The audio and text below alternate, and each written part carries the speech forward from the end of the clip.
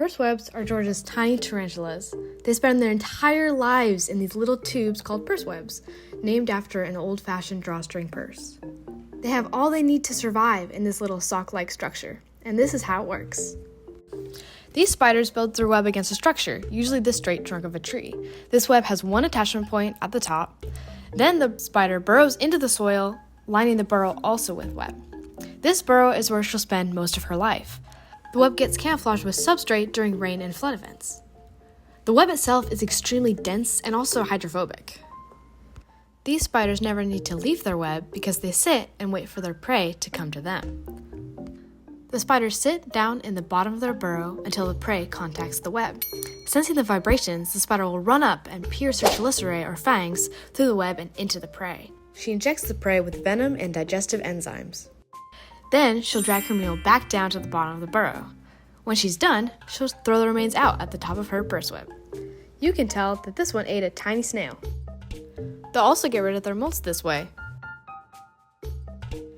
These spiders seem like they'd be pretty fearsome, but I had to dig one up to find out.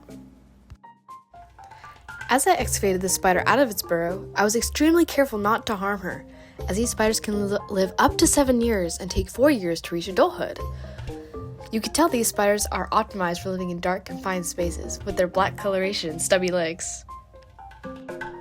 Contrary to what I expected, this spider was extremely timid and curled into a ball once I collected it.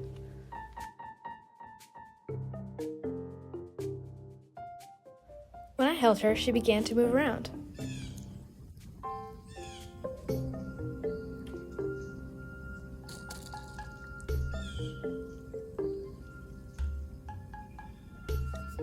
She is so tiny.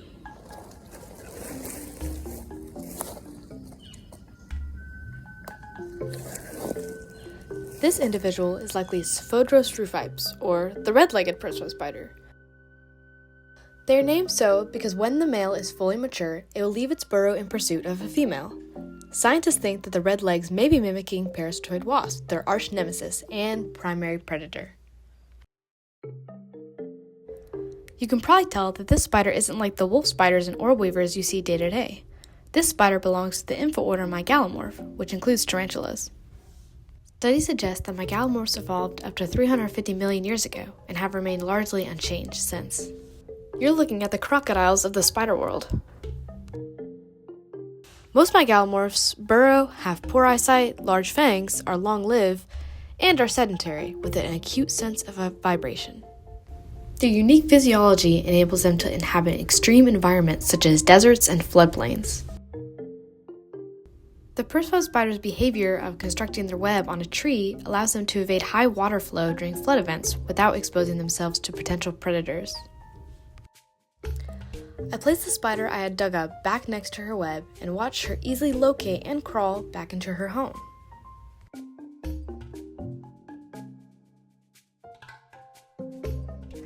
I was really impressed by how easily she tore through the web that I had struggled to tease apart. As you've seen, this isn't a charismatic animal. Some of you may even think that this precious little creature is ugly. If that's the case, you already share something in common. But like many other long-lived sedentary critters, such as salamanders, these animals are extremely sensitive to land use and habitat fragmentation. Purse-web spiders are picky about where they live, as they require easy-to-dig-in loamy or sandy soil of lowland hammocks and trees of a certain size.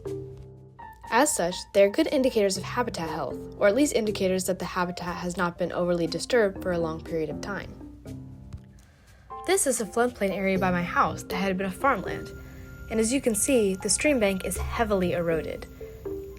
The population here only had 3 individuals I was able to locate. Dr. Godwin, a professor at Piedmont University and Georgia's only arachnologist, even said that a case could be made that purse-web spiders function a bit like red-cockaded woodpeckers, since they prefer trees of a certain size and age in a certain type of habitat. Megalomorphs as a whole are a grossly understudied group, and some species cannot be described faster than their habitat is being destroyed and they are presumed extinct. These animals' unique behavior and fascinating life history likely have even more to tell us about the effects human changes have had on soil structure and ecosystems as a whole.